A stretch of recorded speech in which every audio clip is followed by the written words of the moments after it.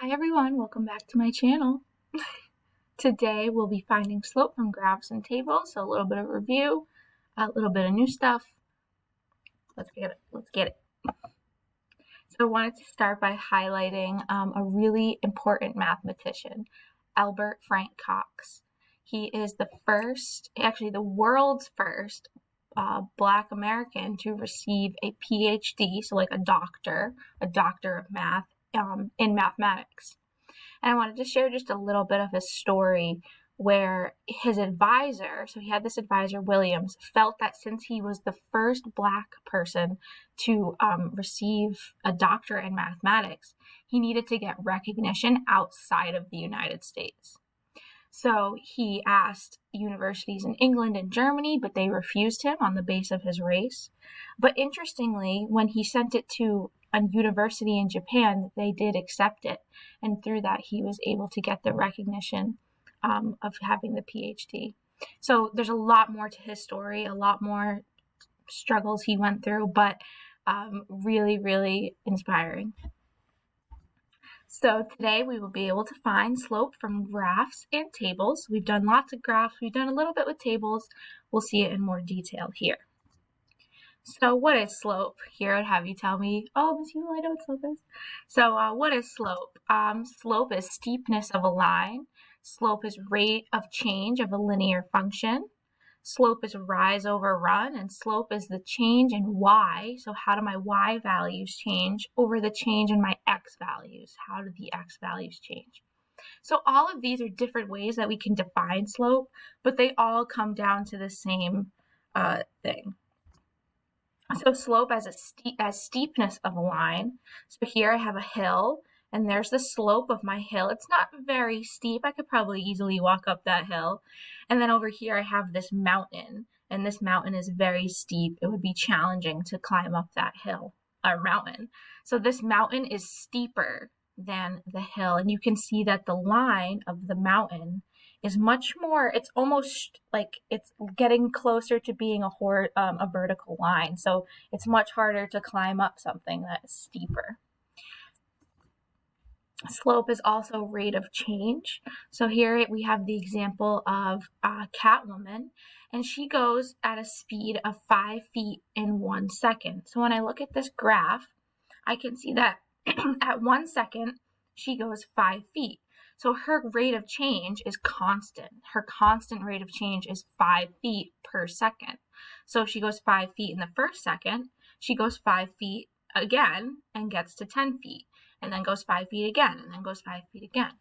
So we can use this as slope, and we know rise over run pretty well. So my rise was 5 feet, and my run was 1. And we get that rate of change of 5 feet per second. So here's a little example. How many miles per hour does, whatever this person is doing?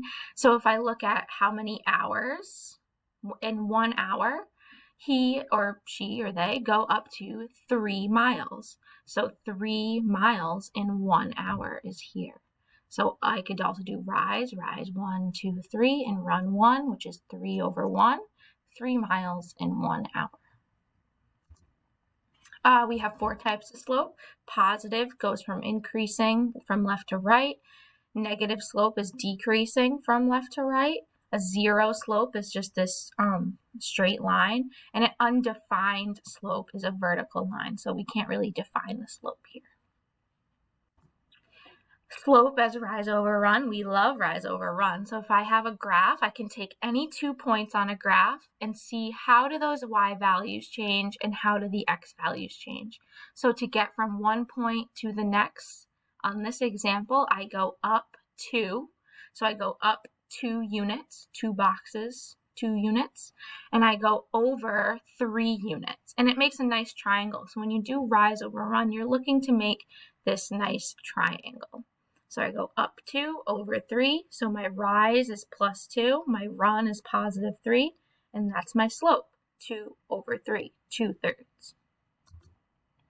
Some more examples. Here's a positive slope. So up 1 over 2. So that's a positive slope of 1/2. And here's a negative slope. So I have the same steepness The steepness of the line is the same, but now I'm going down the hill. So here I'm going up the hill, and there's the slope. Not too bad. I could probably get up that hill. And here is the slope going down the hill. So you want to be careful when you have a negative slope. You want to make sure when you write what your slope is, you're putting that negative. It's negative. It's going down. All right, let's do this example. So I want to get from this point to this point. I want to draw the rise. So here's my rise. I'm just trying to highlight it there. There's my rise. So I went up 2 boxes. And here is my run. I go over 3 units. So up 2 over 3. And this is definitely a positive slope. I'm going up the hill. So my slope is 2/3. So slope is also the change in y over the change in x. So same thing, just a different way to say it. So if I look at this table, I want to know, how do my y values change? And how do my x values change? And we use this little formula to help guide us to find how they change. But really, we're just saying, how do these values change? So what I can do is take two numbers, because 2 points makes a line, take 2 ordered pairs or values here, and see how do the y values change and how do the x values change. That's all that this does. It just tells me how do they change. How do I get from -2 to 4? How do I get from 1 to 3? How do they change? So if I use my pairs, I have my first ordered pair is the top one, and there's my x and my y, and here's my second ordered pair, which is x and y, and I just plug them in. So my y2, I do 4 minus -2, and then I do 3 minus 1. So you just take the bottom, subtract the top, take the bottom, subtract the top. And that'll tell me how it changes.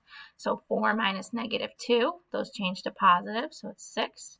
And 3 minus 1 is 2. Simplify, always simplify, and the slope is 3. So we're just looking, this formula is to help guide us, but really we're saying, how do my y values change and how do my x values change? So if I look at the x values, 1 to 3, that's 2, right? To get from 1 to 3, I have to add 2. And from -2 to 4, I have to add 6. So slope from tables, we use tables to represent points on a graph. We can use the points from a table to find the slope. We find slope by asking, how do the y values change? How do the x values change? So I look at my table. The y values change by 5, and the x values change by 2. So to get from -1 to 4, I have to add 5. To get from 0 to 2, I have to add 2. If you get confused with the negatives, draw a little number line out. So here's -1, here's 0, 1, 2, 3, 4. So how do I get from -1 to 4? 1, 2, 3, 4, 5. Add 5. Or just do 4 minus -1. So there's my slope. My change in y is 5, and my change in x is 2. All right, so little example, how do the x values change and how do the y values change? So my x values, I go up 1, up 1. My y values, I go up 5 and up 5. So that's constant. I know it's linear. So my y values change by 5, and my x values change by 1. So my slope is 5 over 1, or just 5. If the x values change by +1 and the y values change by +5, then what is the slope? The slope is the change in y over change in x. So there we just did that one. We went up by 5 and then up by 1. All right, and let's find the slope of this one. So how I want to see, how do my y values change and how do my x values change? So here I have my y values at the top. I want to know, how do I get from 3 to -5? And I can do that by doing -5 minus 3. And here I need to do 4 minus 2. So how do I get from there to there? So I have it written out here. So negative 5, there's my negative 5, minus 3 is negative 8. And 4 minus 2 is 2. So now I'm going to simplify, of course. Negative 8 divided by 2 is 4, and we keep the negative. So negative 4. All right, again, what is the slope? So my y2 is 6. So m equals 6 minus 4 over 4 minus 3. So the bottom number minus the top, bottom number minus the top. 6 minus 4 is 2. 4 minus 3 is 1. So my slope is 2 over 1. So we can look at the relationship between tables, points, and graphs. So here's a table, and I can take these x and y values and turn it into an ordered pair.